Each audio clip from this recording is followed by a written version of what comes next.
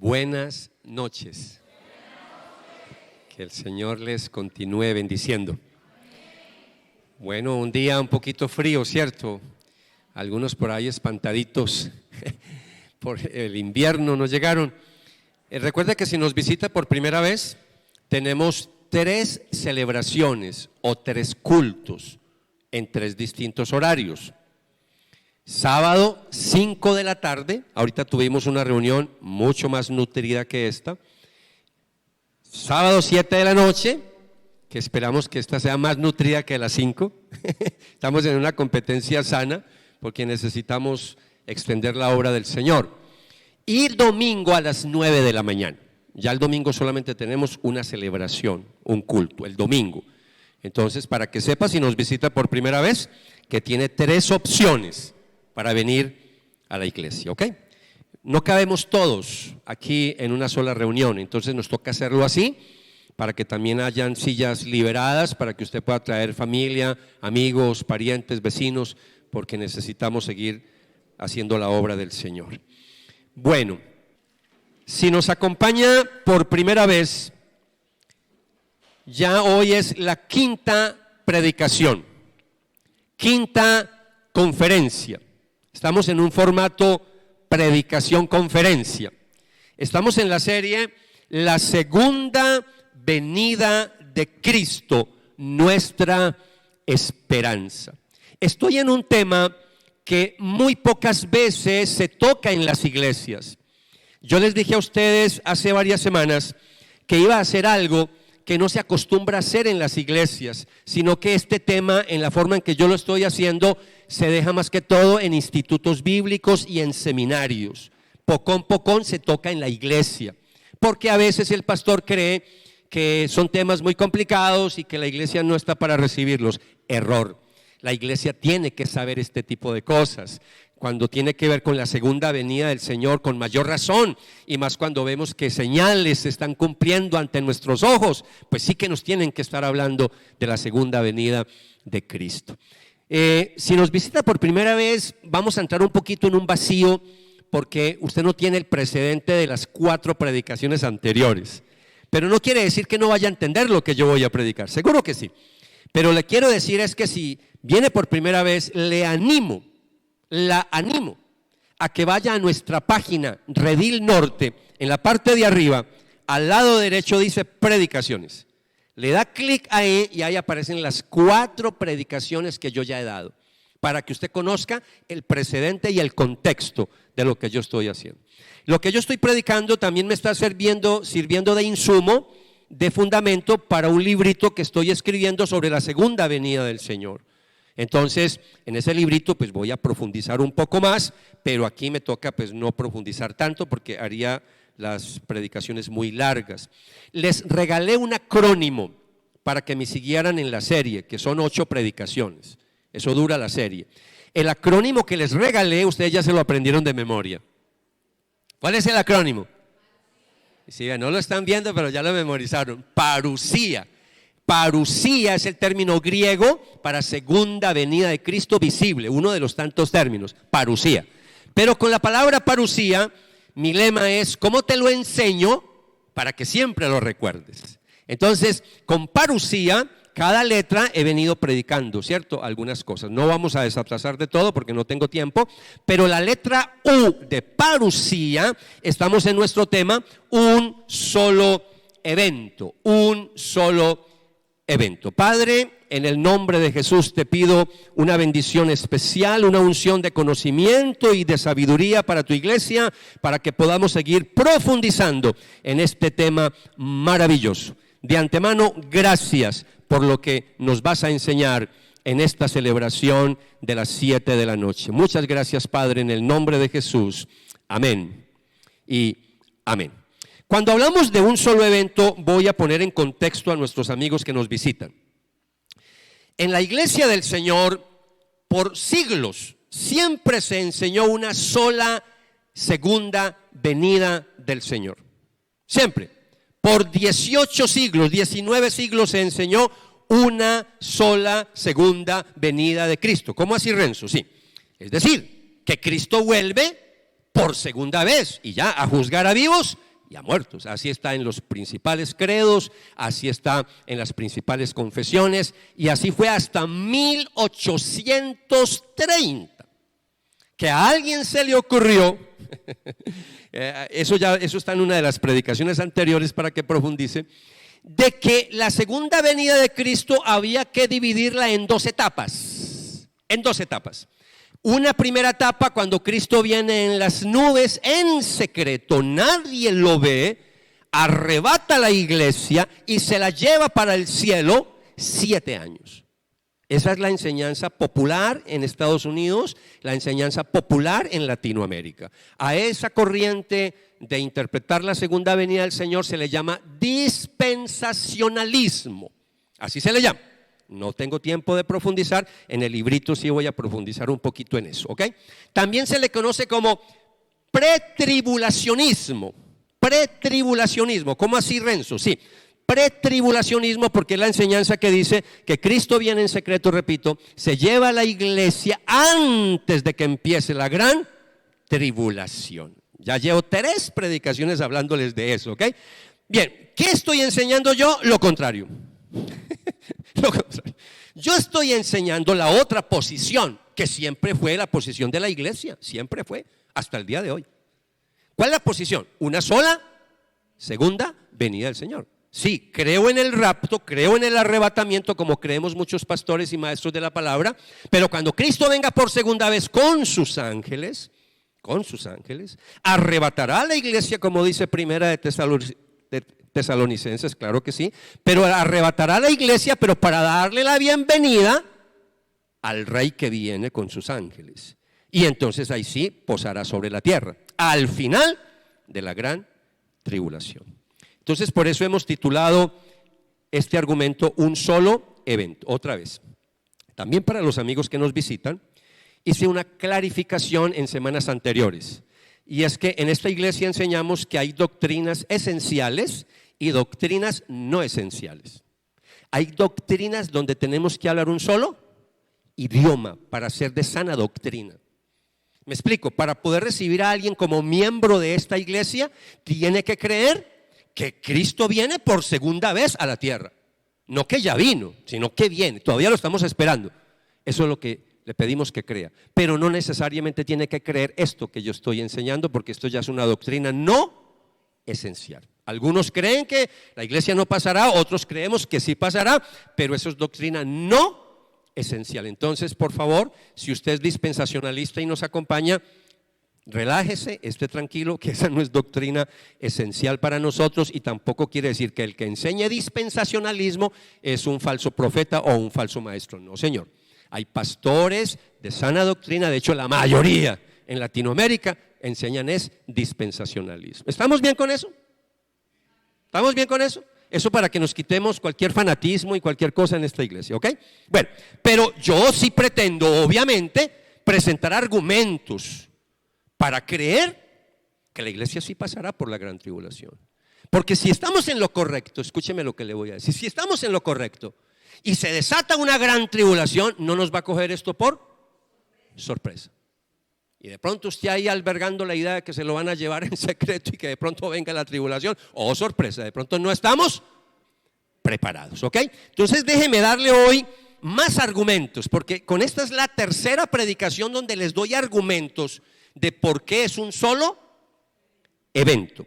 Así que regáleme por favor un momentico, yo le explico el contexto que hemos venido hablando. Hemos venido hablando en Primera de Tesalonicenses 4, versículos 15 y 16, les he hablado del regreso de Cristo. Después les hablé en el versículo 17, les he regalado un bosquejito con la letra R de redil, de Renzo, para que no se le olvide. Entonces el punto de versículo 17, rapto y reunión con el Señor en el aire, ya hablamos de eso. Número 5, donde Pablo termina ese capítulo 4 con reconfórtense con estas palabras. Ya hemos hablado de eso. Hoy nos toca nuestro quinto punto, relación con el capítulo 5 y la segunda carta a los tesalonicenses. A ver, ¿por qué ese punto? Y de pronto un poquito largo. La semana pasada Yo les enseñé, por favor, si no se ha escuchado esa predicación, escúchesela.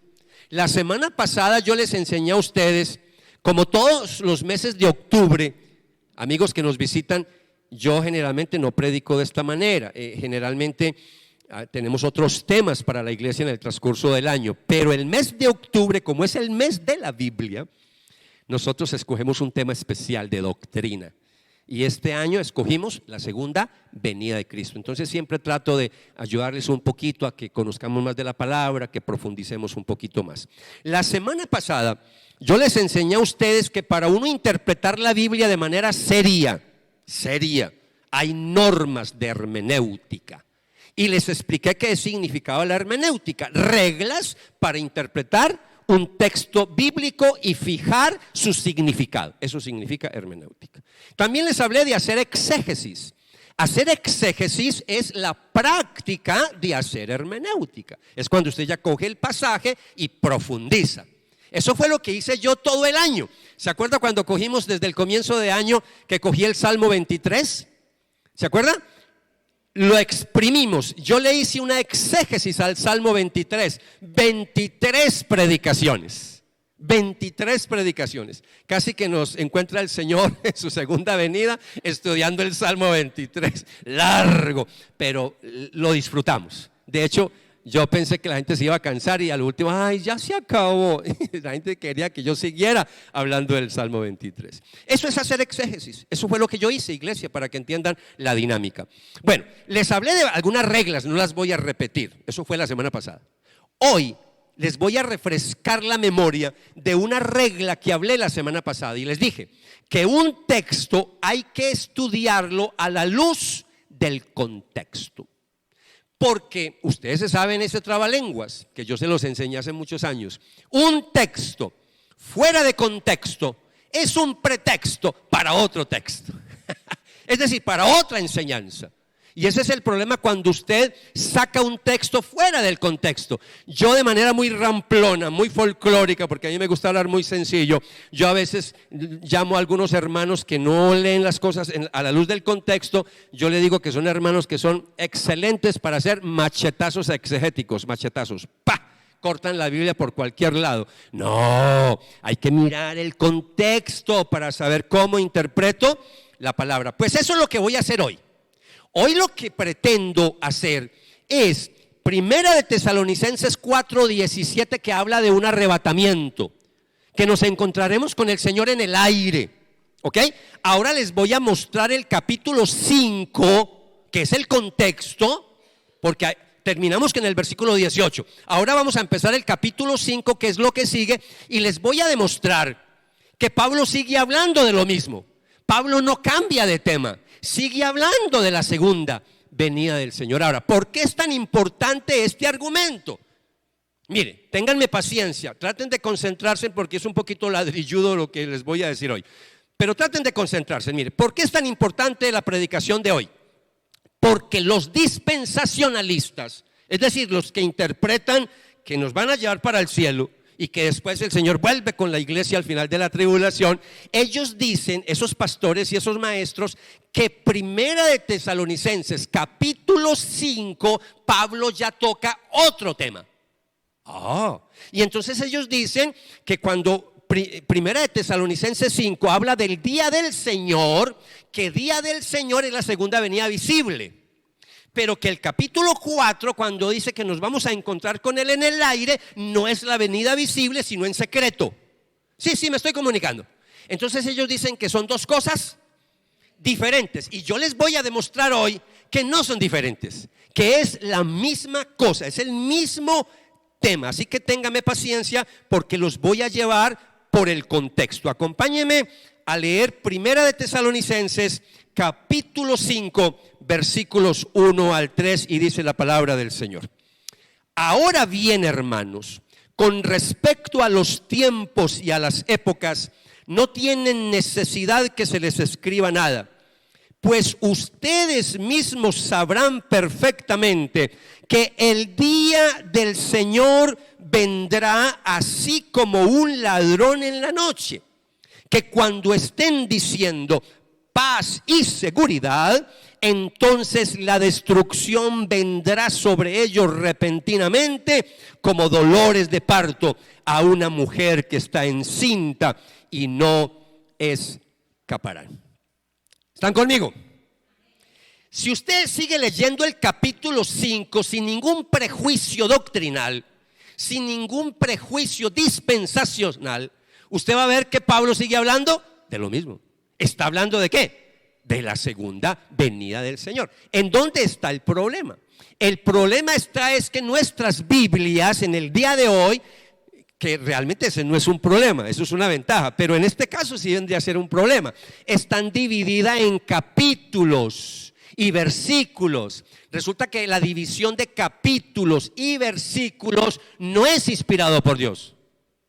Eso fue algo que en el transcurso de los siglos la iglesia, maestros de la palabra, teólogos, han colocado divisiones de la Biblia para que podamos encontrar más fácil un capítulo, una porción de la Biblia. ¿Se imagina cómo leían antiguamente la Biblia? Con rollos, pergaminos, papiros, donde no habían capítulos, donde no habían versículos para saber en dónde buscar. Muy complicado. Entonces déjenme darle aquí algo de cultura general en el día de hoy. En esa diapositiva que están viendo, en el año 1220, el arzobispo de Canterbury, Esteban Langdon, estamos hablando de un arzobispo anglicano, fue la primera persona en dividir la Biblia en capítulos. Y qué bueno, gloria a Dios, porque ahora ya es más fácil buscar la Biblia. Entonces, hasta el día de hoy se conserva la misma división de capítulos, ¿ok? Ahora bien, hasta el año 1555 era por capítulos, pero en ese año otra personita, alguien que se dedicaba a la impresión de Biblias y de libros, Robert Stein, que se conoce más como Robertus Stephanus o Robertus Stephanus, fue la primera persona en dividir ahora los capítulos, pero ya en versículos. ¿Estamos? Fechas, esto es cultura general. ¿Pero por qué lo estoy enseñando? Porque resulta que depende de los traductores de la Biblia y de la sociedad bíblica, porque hay muchas sociedades bíblicas. Hay sociedades bíblicas, las que traducen la Biblia al español que tenemos. Gloria a Dios por ellos, porque por eso tenemos nuestras Biblias en español. Sociedades Bíblicas Unidas, la de Colombia, sus sociedades bíblicas internacionales. Hay muchos, los Gedeones, etcétera, etcétera, etcétera. ¿Ok? Bien, resulta que según la sociedad bíblica se han dividido el capítulo. La Reina Valera del 60 es una versión que en el capítulo 5 no le puso división, no hay subtítulo.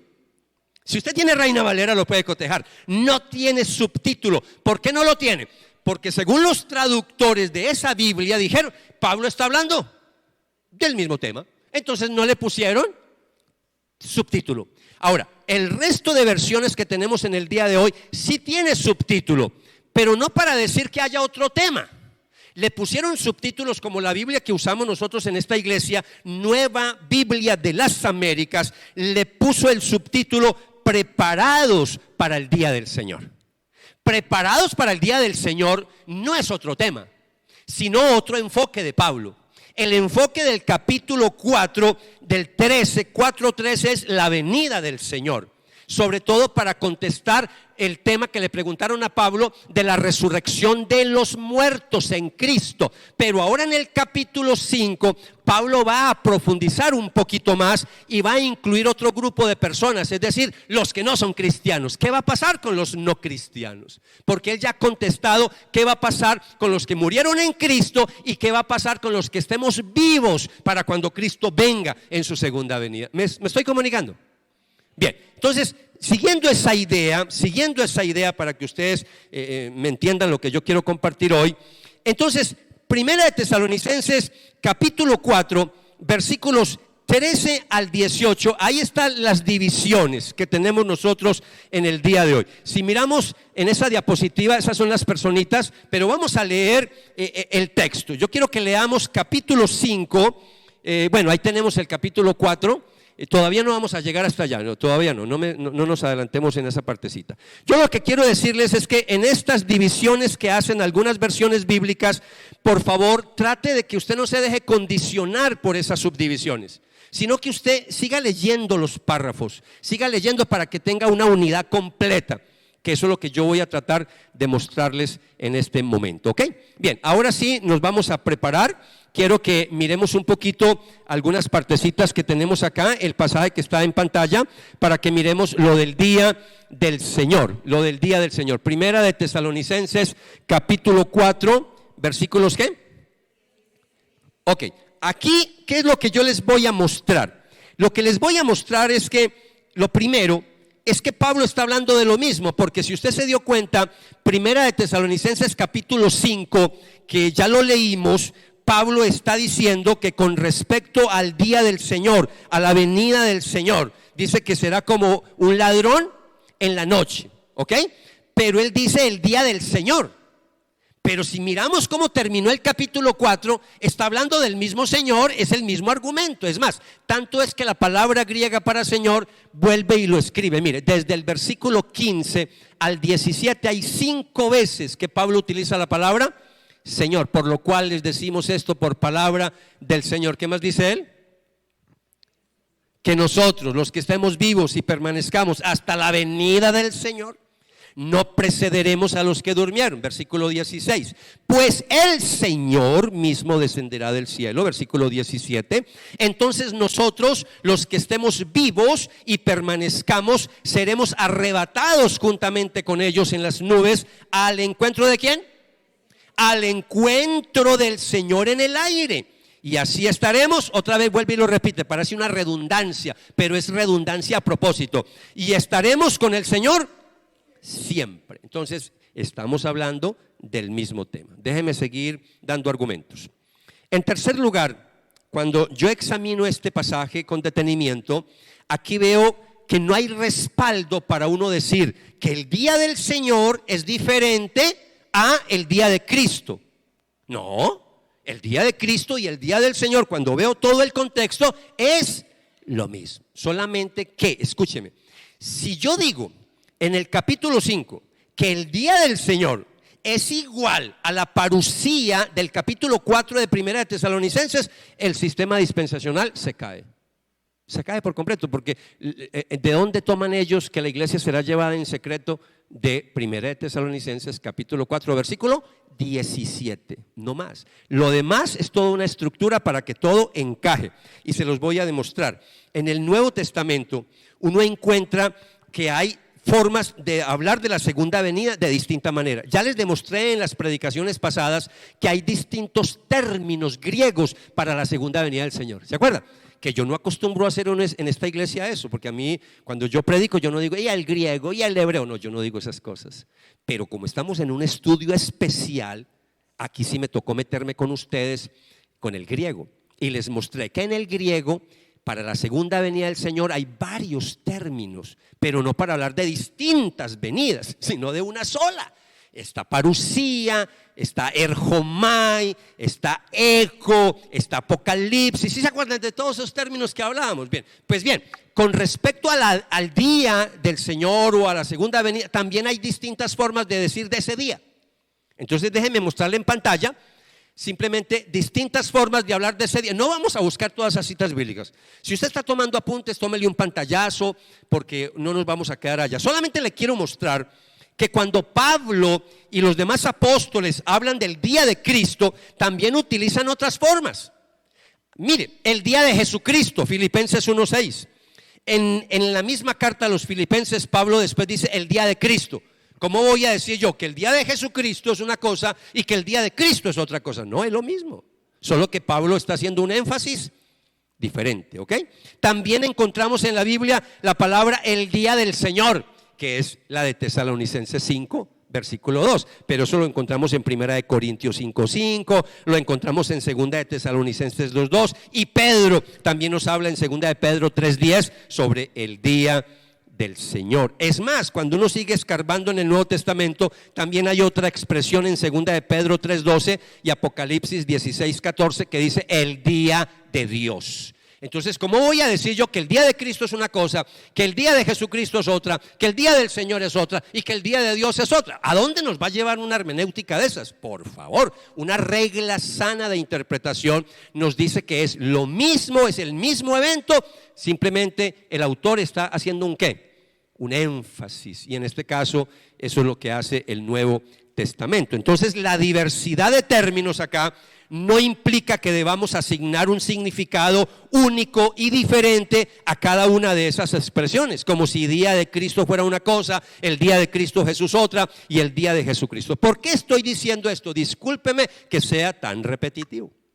Porque los dispensacionalistas dicen que Primera de Tesalonicenses 5 del 1 al final, el día del Señor es la segunda venida visible, y que Tesalonicenses 4:17 es la segunda venida pero invisible, parusía. No, les voy a demostrar, y lo estoy haciendo, que estamos hablando de lo mismo. Si el día, escucha este argumento que le voy a dar, escúcheme, la segunda venida de Cristo, cuando Él venga, los dispensacionalistas dicen que el día del Señor es un día de juicio, entonces que no es para la iglesia, porque es de juicio. Y que el día de Cristo es el de salvación, para el arrebatamiento, para la transformación de nuestros cuerpos. Pero eso no es lo que yo veo en Tesalonicenses 5. Y eso es lo que les voy a demostrar. Que la Biblia, Pablo nos dice que su segunda venida será de juicio para los no creyentes, pero que será de bendición para los creyentes. Entonces yo no puedo separar esto simplemente por decir que el día del Señor es de juicio. No, es las dos cosas, también es de bendición. Acompáñeme y sigamos en el contexto, ¿ok? Primera de Tesalonicenses, capítulo 5, versículos 8 y 9. Acompáñeme. Pero puesto que nosotros somos del día, Pablo le está diciendo a la iglesia sobre el día del Señor, y les dice, puesto que nosotros somos del día, seamos ¿qué? Seamos sobrios, habiéndonos puesto la coraza de la fe y del amor, y por casco la esperanza de la salvación. Porque no nos ha destinado Dios para ira, sino para obtener la salvación. ¿Por medio de quién? Por medio de nuestro Señor Jesucristo. Entonces, si usted se fija en ese pasaje, si el día del Señor se considerara como separado del día de Cristo, como otra cosa distinta, es decir, del arrebatamiento, entonces la exhortación de Pablo que yo encuentro aquí a los creyentes de Tesalónica de mantenerse en sobrios en un pasaje que supuestamente se refiere al día del Señor después del arrebatamiento de la iglesia, eso carecería de sentido. ¿Cómo le vamos a decir a una iglesia que ya arrebataron que ahora esté sobria si ya está en el cielo? Si ese pasaje tiene que ver con el día del Señor, según los dispensacionalistas, entonces ¿para qué esa exhortación de estar sobrios? Vayan viendo el argumento, ¿ok? Ahora, quiero llevarlos un paso más allá. Quiero mostrarles que un contexto también no solamente son los versículos que siguen, sino que un contexto también es si el autor escribió una segunda carta. Pues resulta que Pablo escribió una segunda carta a los tesalonicenses, porque parece ser, no sabemos exactamente qué fue lo que pasó adentro, pero la enseñanza de él se distorsionó totalmente. Y algunos estaban diciendo que Cristo ya había venido. Entonces a Pablo le tocó volver a escribir una segunda carta.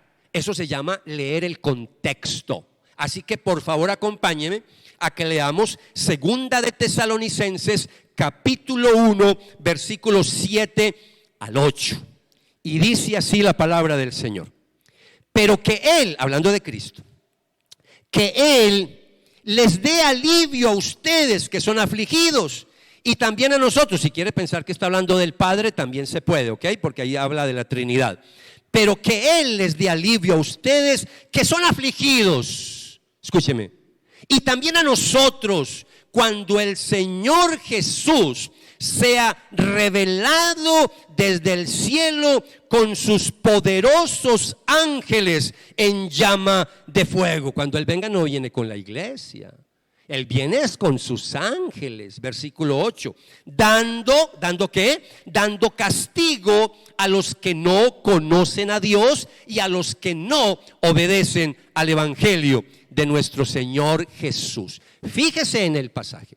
Es interesante que en la segunda carta a los tesalonicenses, Pablo continúa enfocándose en la segunda venida del Señor. Si usted se fija en el versículo 8, menciona que cuando Jesucristo sea revelado desde el cielo, va a traer ¿qué?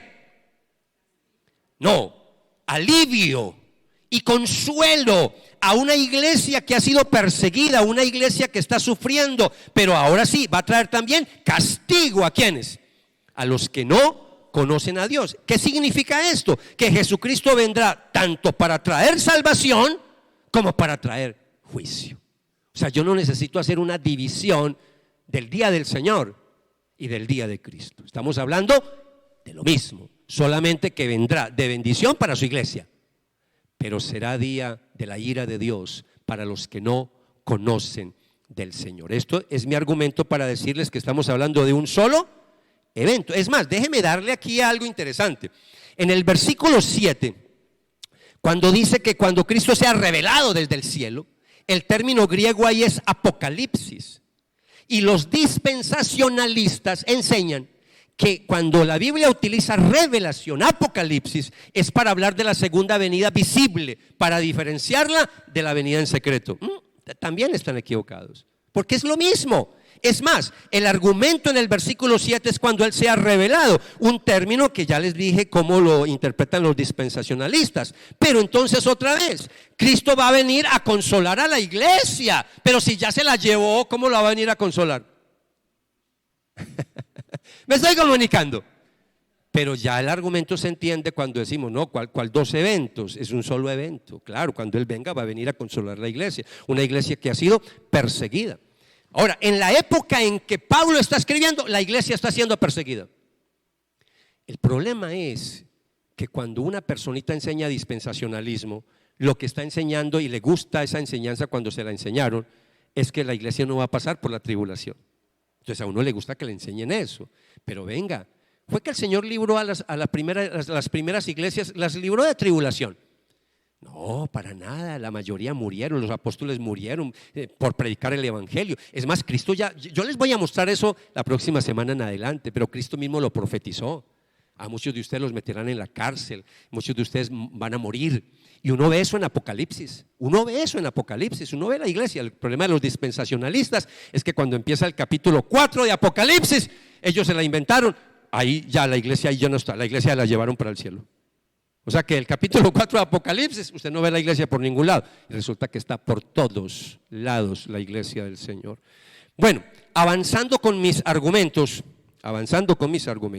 ¿qué mejor que hablar de Jesús? Porque Pablo retomó fue de la enseñanza de Jesús. Él recibió revelación y los apóstoles también le enseñaron, por supuesto, la enseñanza de Jesús. Acompáñeme a Mateo capítulo 25, que hablando de la ley de interpretación del contexto, estamos hablando de lo mismo.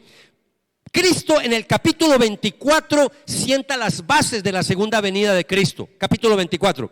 El capítulo 25 hay que leerlo a la luz del contexto. Capítulo 25 de Mateo, versículo 31 al 34, dice así la palabra del Señor. ¿Están conmigo? Pero cuando el Hijo del Hombre venga en su gloria, ¿con quién viene? Con los ángeles, ya Pablo lo dijo. ¿A quién le aprendió Pablo? A la enseñanza de Cristo y los apóstoles, ¿ok? Porque recuerden que Pablo no fue de los 12, Pablo fue después que el Señor lo llamó. Pero cuando el Hijo del Hombre venga en su gloria y todos los ángeles con él, entonces él se sentará en el trono de su gloria y serán reunidas delante de él todas las naciones y separará a unos de otros, como el pastor separa las ovejas de los cabritos, y pondrá las ovejas a su derecha y los cabritos a la izquierda. Entonces el rey dirá a los de su derecha: vengan benditos de mi Padre, hereden el reino preparado para ustedes desde la fundación del mundo. Versículo 41. Entonces dirá también a los de su izquierda: apártense de mí, malditos, al fuego eterno que ha sido preparado para el diablo y sus ángeles. Si usted mira el pasaje, mire, léalo sin prejuicios dispensacionales, léalo sin prejuicios. Viene Cristo. ¿Con quién viene? Con los ángeles. ¿Qué enseñamos la semana pasada? Que Él, Jesús lo dijo, mandará a sus ángeles a que recojan a todos los escogidos de los 4 vientos de la tierra. Ese es el arrebatamiento. Ahora, escúcheme, présteme atención. Viene con los ángeles, según este pasaje, y lo unimos con Tesalonicenses. Entonces, viene con los ángeles cuando ya esté aquí en este planeta Tierra. Ya, recuerda que Él viene desde el cielo. Cuando esté en este planeta Tierra, pero que todavía no ha pisado sus pies aquí la tierra, entonces la iglesia será ¿qué? Arrebatada. Pero para recibir al Señor que viene con sus ángeles, cuando Él pose su pie sobre la tierra, ¿qué va a pasar? Ahí es donde el pastor separará, como el pastor separa a la humanidad en 2 bandos. Quienes fueron arrebatados quedarán en la derecha. Venid benditos de mi Padre, hereden el reino preparado para ustedes desde antes de la fundación del mundo. Usted no encuentra que Él venga con la iglesia. No, la iglesia es arrebatada, pero ahora nos está diciendo Jesús que va a pasar 2 bandos. Cuando Él venga, vendrá a juzgar a vivos y a muertos. Esa es la enseñanza siempre, por siglos, en la iglesia del Señor. Bueno, tengo más argumentos. En cuarto lugar, hablando de esta regla de interpretación del contexto, de un texto a la luz del contexto. En cuarto lugar, quiero decirles algo que ya lo he mencionado muchas veces, pero que me toca hoy profundizarlo. Los dispensacionalistas dicen que Primera de Tesalonicenses 4, del 13 al 18, cuando aparece la palabra parusía, es la venida secreta, invisible de Jesús. Pero que cuando arranca capítulo 5, dice el día del Señor, ese es el día visible. Error. Y ellos dicen, cuando en el capítulo 5, escúcheme este argumento, vuelve a aparecer el término en Tesalonicenses, parusía, ya no es la venida secreta, ya es la venida visible. Venga, ¿cómo así? Yo cómo voy a aceptar un argumento de esos que parusía aquí es secreto, pero que en esta otra parte ya no es secreto. No, parusía es parusía. En todas partes es visible. En ninguna parte es invisible. Y eso es lo que yo les quiero mostrar a ustedes. Mire, Primera de Tesalonicenses 4:15, les voy a refrescar la memoria. Cuando prediqué hace 15 días. ¿Están conmigo? Primera de Tesalonicenses 4:15. Por lo cual les decimos esto por la palabra del Señor, que nosotros, los que estemos vivos y permanezcamos hasta la venida ahí es parusía, hasta la venida del Señor, no precederemos a los que durmieron. Ahora, si yo avanzo en el capítulo y avanzo en el capítulo 5, me doy cuenta que en el capítulo 5 Pablo vuelve a utilizar parusía, pero para hablar del día del Señor, no para ningún día secreto.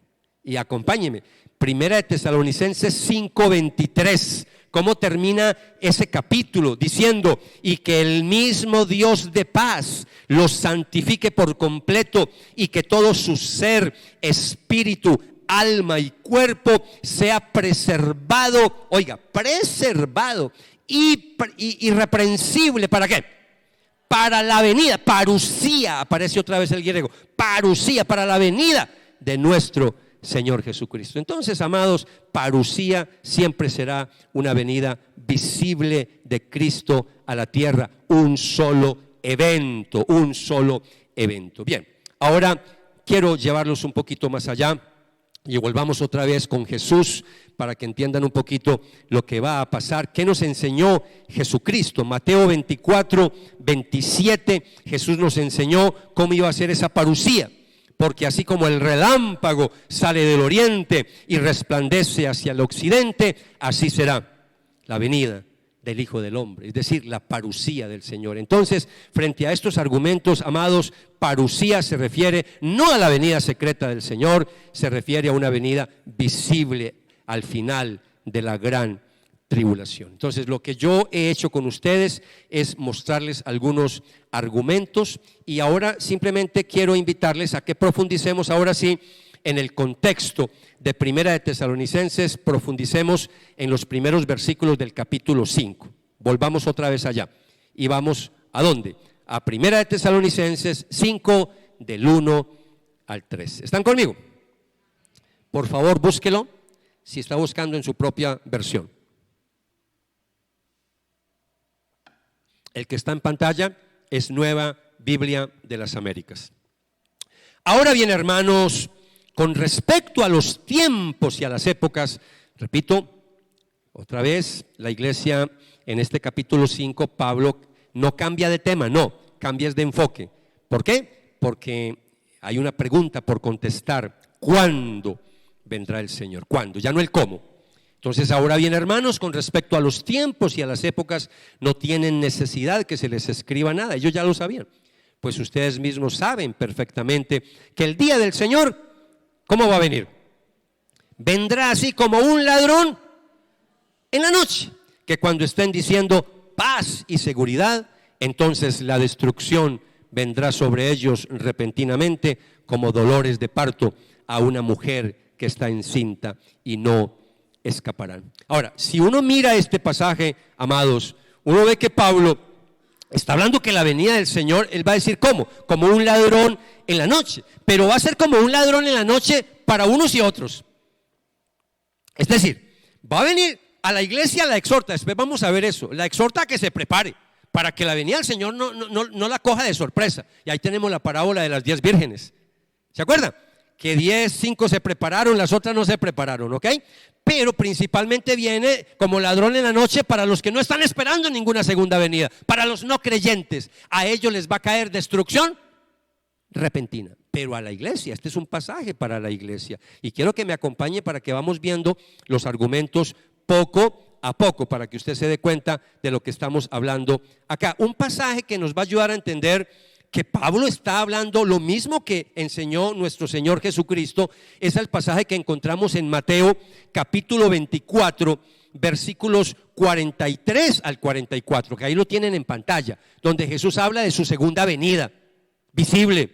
Por tanto, velen, porque no saben en qué día viene su Señor. Le está diciendo esto a sus discípulos.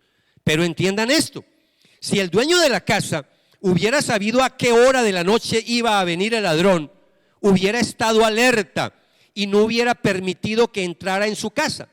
Por eso, también ustedes estén preparados, porque a la hora que no piensan, vendrá el Hijo del Hombre. Otra vez, también es para la iglesia, pero también principalmente él va a hablar de un público que no es creyente. Entonces, si existiera un arrebatamiento secreto de la iglesia y Primera de Tesalonicenses 5 se aplicara solo a los no creyentes como el día del Señor, ¿cómo podría entonces compararse la segunda venida de Cristo como la llegada de un ladrón en la noche?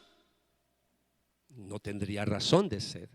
Y ahí es donde yo le estoy mostrando la importancia de leer un texto a la luz del contexto. Ahora acompáñeme a que leamos los versículos 4 y 5 de Primera de Tesalonicenses 5. Hablando de ladrón en la noche, mire lo que dice el 4 y el 5. Pero ustedes, hermanos, ya Pablo le va a hablar a la iglesia, pero ustedes, hermanos, no están en tinieblas para que el día los sorprenda como ladrón, porque todos ustedes son hijos ¿de qué? Son hijos de la luz e hijos del día.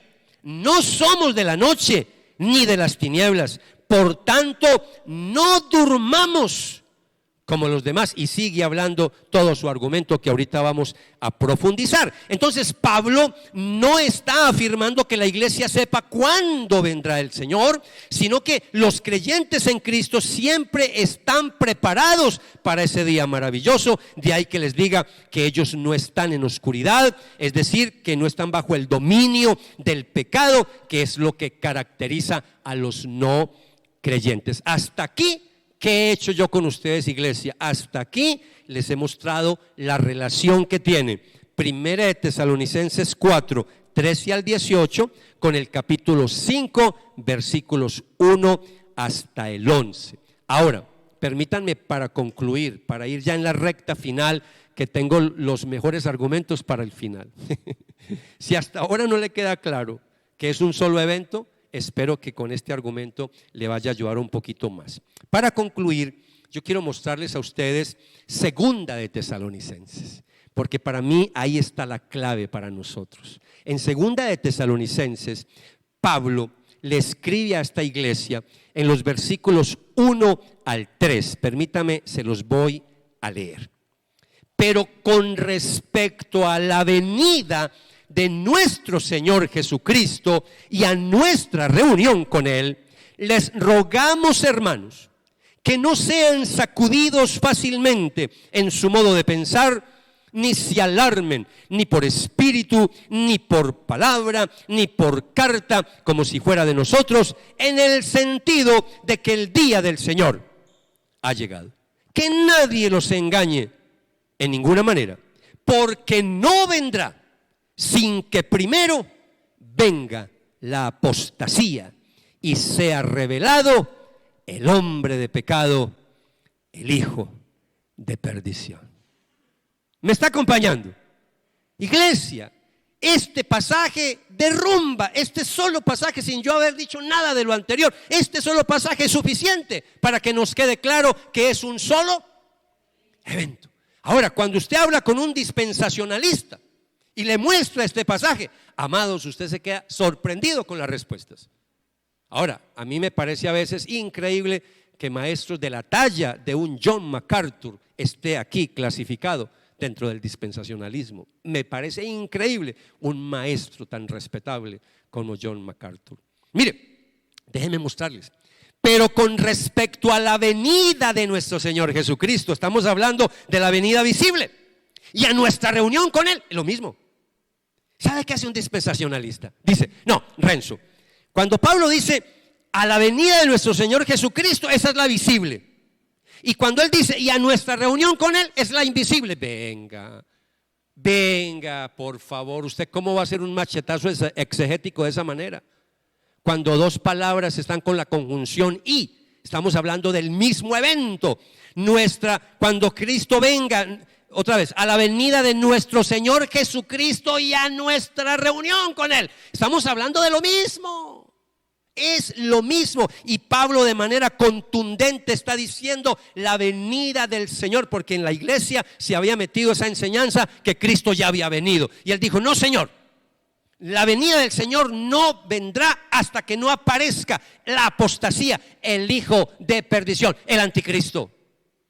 Iglesia, por eso los que no somos dispensacionalistas, con todos estos argumentos y muchos más, enseñamos que la venida del Señor será un solo evento y que solamente vendrá cuando ya haya terminado la gran tribulación. Ahora, en esa tribulación Dios tiene promesa para su iglesia, de eso vamos a ver después, pero en ningún momento usted no va a encontrar por ninguna parte de la Biblia que Dios le prometa a la iglesia que nunca va a pasar por dificultades, que nunca va a pasar por tribulaciones, que nunca va a pasar por pruebas. Yo nunca veo eso en la Biblia. Desde los mismos evangelios Cristo advirtió a la iglesia y les dijo, en el mundo tendrán ¿qué? Aflicción, pero ánimo, que yo he ¿qué? Pero yo he vencido. El mismo Pablo en el libro de los Hechos de los Apóstoles, no les voy a cansar con todas esas citas bíblicas porque tengo esa enseñanza para después, pero dice que es necesario que pasemos por muchas tribulaciones antes de entrar en el reino de los cielos. Así dice Hechos de los Apóstoles. En ningún momento se nos ha prometido que nos van a guardar de enfermedades, de muerte. En la pandemia, ¿murieron cristianos en la pandemia? Como cualquier mortal, porque estamos en una raza caída, estamos en un planeta donde hay pecado. ¿Han visto que hay pastores que los han matado por predicar el evangelio?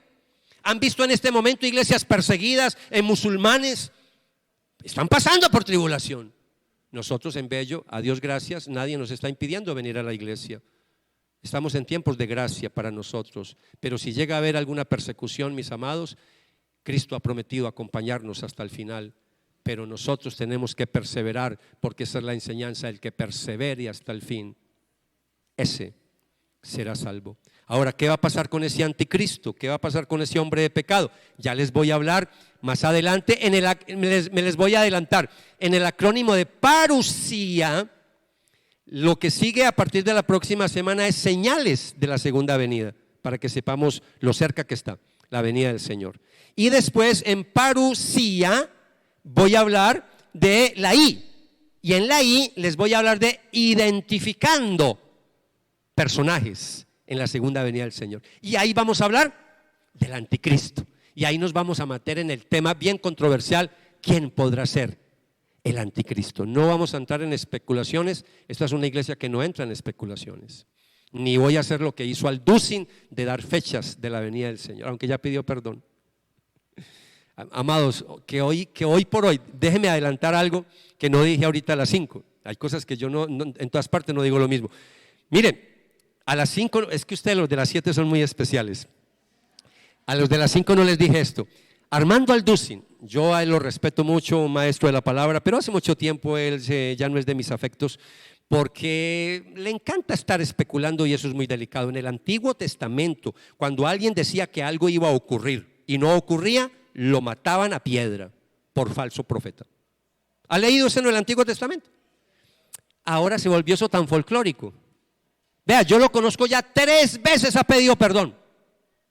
3 veces se ha descachado en los últimos años diciendo que el Señor viene. El año antepasado, hace 2 años, cuando vinieron todo eso de que las lunas, que la luna roja y todo eso, él dijo que el Señor venía y dijo la fecha en septiembre. Y yo tengo la grabación que venía en septiembre al son de las trompetas. ¿Cuál? No vino en ningún septiembre. Es que la palabra del Señor dice que no le pongamos fecha a la venida del Señor. Eso es delicado y esta es una iglesia seria. Aquí no vamos a hablar de fechas, pero sí Jesús nos dio señales. Así que venga la próxima semana que vamos a entrar en un tema muy interesante. Dígale a la persona que está al lado suyo, no te puedes perder la predicación de la próxima semana.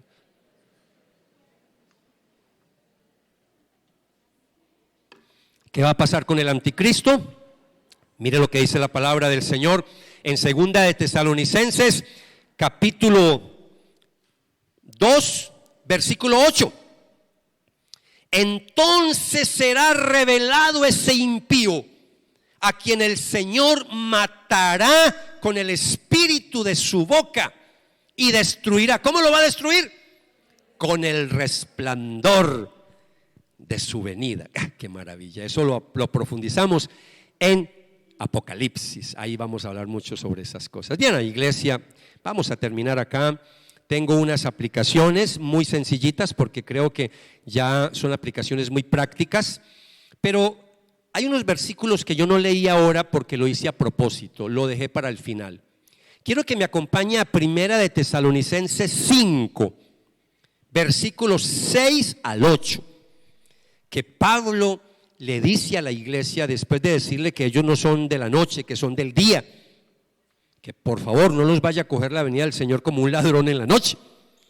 Entonces empieza el 6, que yo quiero que usted escuche las palabras de Dios a través de su Espíritu Santo para nosotros hoy 2023, octubre. ¿Qué día? 28. ¿Qué hora?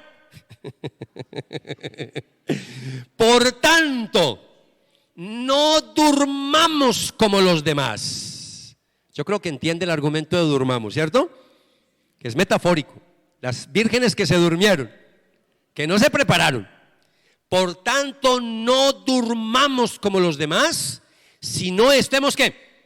Alerta y seamos sobrios, porque los que duermen, de noche duermen, y los que se emborrachan, de noche se emborrachan. Pero puesto que nosotros somos del día, seamos sobrios, habiéndonos puesto la coraza de la fe y del amor, y por casco la esperanza de la salvación.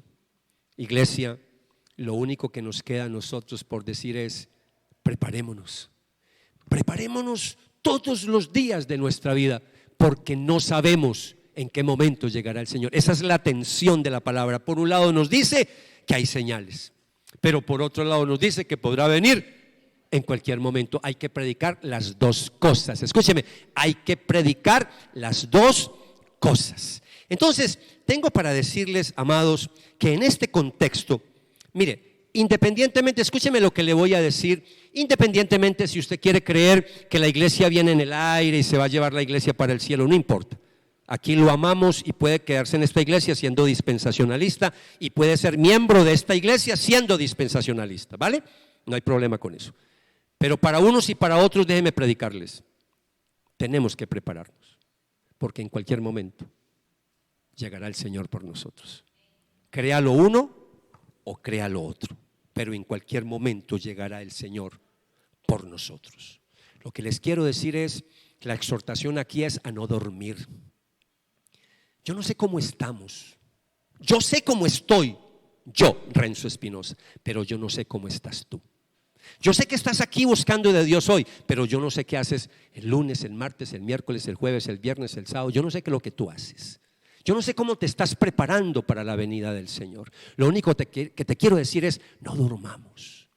El no dormir es, por el contrario, es estar ¿qué? Alerta. Todo ese pasaje es velar, de centinelas, porque en cualquier momento llegará el Señor. Y me encanta que en el contexto dice: seamos sobrios, no nos emborrachemos. Vamos a entrar a un mes muy peligroso del año, que es diciembre. En nuestra cultura latina, el mes de diciembre es terrible, terrible para algunos cristianos. Hay cristianos que son muy débiles, hay cristianos que son muy flojos, hay cristianos que no son maduros, y yo los llamo oncemesinos. Oncemesinos son buenos cristianos. Bueno, oncemesinos no tanto, como después del festivo de enero. Oncemesinos se consagran todo el año, pero llega diciembre y ¡guau!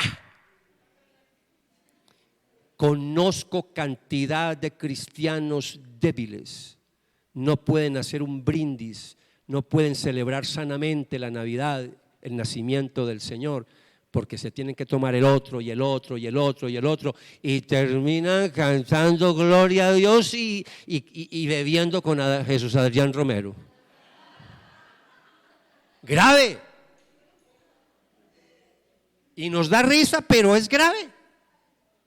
No, yo me consagro otra vez en enero. Amados, ¿y si el Señor nos llega en diciembre? ¿A usted le han dicho qué día viene el Señor? No sabemos. Entonces, que la venida del Señor nos coja ¿cómo? Preparados, velando, sobrios. En esta iglesia no tenemos problemas si usted brinda y en diciembre, no hay problema con eso, pero estamos hablando aquí es de emborracharse, estamos hablando acá de cuando usted ya no se controla. De eso es que estamos hablando acá, iglesia. Yo quiero terminar simplemente diciéndoles que la palabra del Señor nos está diciendo que nosotros, amados, tenemos que cuidarnos y que nosotros vamos a ser guardados de la ira del Señor, pero tengo que cuidarme, tengo que guardarme, tengo que velar. Terminemos leyendo Primera de Tesalonicenses capítulo 5 versículo 9 y 10, porque la palabra del Señor nos dice: porque no nos ha destinado Dios para ira. Claro, no es para ira. El hecho de que yo les diga que la iglesia va a pasar por la gran tribulación no es para ira, nosotros no, sino para obtener salvación por medio de nuestro Señor Jesucristo, que murió por nosotros, para que ya sea que estemos despiertos o dormidos. Pero este dormidos acá no es de lo que él está hablando antes, no, este es de los dormidos de Tesalonicenses, de la muerte, ya sea que estemos vivos o muertos, ¿ok? Vivamos junto con él. Amados, solamente para decirles que este pasaje tan claro es que está hablando de lo mismo de Tesalonicenses 4, que yo les mostré a ustedes la semana pasada, que Tesalonicenses 4 termina el versículo 18, Pablo diciendo: por tanto, confórtense unos a otros con estas palabras. Y el capítulo 5, terminando el versículo 11, que habla del día del Señor, vuelve y nos dice lo mismo. ¿Qué es lo mismo? Por tanto, confórtense los unos a los otros. Es lo mismo, la misma enseñanza, solo que le agrega algo más y le dice: y edifíquense el uno al otro, tal como lo están haciendo. Incline su rostro, iglesia, por favor, y le vamos a dar gracias al Señor. Padre, gracias por permitirnos hacer este ejercicio intelectual de estudiar tu palabra, doctrina, de meternos con estas escuelas de interpretación, de pronto para algunos un poquito enredadas, pero ayúdanos a tener claridad que es una doctrina hermosa, preciosa, independientemente de las escuelas, de saber de que tú vuelves por segunda vez a la tierra. Y saber que vienes para traer salvación a tu iglesia, pero que vienes también a traer juicio para los que no se han arrepentido. Este es un momento, no solamente para que tú te prepares. Este es un momento no solamente para que tú le digas al Señor: perdóname porque he estado dormido, desenfocado, distraído, distraída. Perdóname, Señor. Perdóname por no estar velando, por no estar orando, por no estarme congregando fielmente. Perdóname por no vivir una vida de santidad. Perdóname por tener el mundo hasta el cuello. Perdóname. Señor, este es un momento para traer a nuestra memoria, a nuestra familia, nuestros amigos, nuestros parientes, vecinos que no conocen del Señor. Este es un momento para clamar por ellos y pedir tu misericordia, Señor. Que tu segunda venida no los vaya a encontrar a ellos sin arrepentirse. Señor, queremos ir con toda nuestra familia al cielo. Queremos ir con todos nuestros amigos a la vida eterna. Señor, ayúdanos a predicarles tu palabra. Ayúdanos como iglesia a tratar de salvar al mayor número de personas, no porque nosotros los vayamos a salvar, no, el que salvas eres tú, Jesucristo, pero nosotros somos tu boca, tus manos, tus pies. Nosotros somos los que llevamos la gran comisión, tu orden de ir y predicar este evangelio a toda criatura. Ayúdanos a predicar el evangelio en Bello, en el área metropolitana, en Medellín, en todos estos municipios. Nosotros queremos crecer no por ser una iglesia grande, no, esa no es nuestra motivación. La motivación es que mucha gente conozca de ti, Señor. La motivación es que mucha gente se convierta. Señor, aquí estamos para decirte: ayúdanos y ten misericordia de nosotros. Quiero que a través de esta oración cantada, una canción nueva que queremos enseñarles, quiero que vean este cántico como una oración, como una adoración al Señor. Intente cantarla, puede escuchar la primera vez y la segunda, intente cantar con nosotros en la noche de hoy. He aquí que con las nubes viene el Rey, todo ojo le verá. El soberano de los reyes de la tierra, con poder regresará. Los que le traspasaron y todos los linajes harán lamentación por él, y con su resplandor destruirá a sus enemigos.